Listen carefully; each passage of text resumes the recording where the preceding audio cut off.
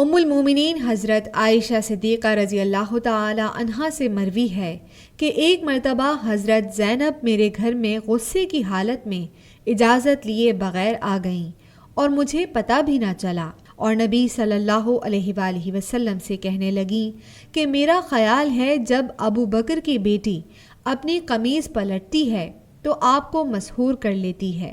پھر وہ میری طرف متوجہ ہوئیں، لیکن میں نے ان سے اعراض کیا،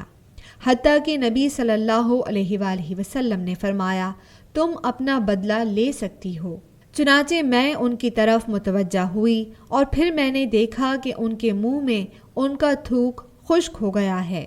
اور وہ مجھے کوئی جواب نہیں دے پا رہیں، اور میں نے نبی صلی اللہ علیہ وآلہ وسلم کے روئے انور پر خوشی کے آثار دیکھے۔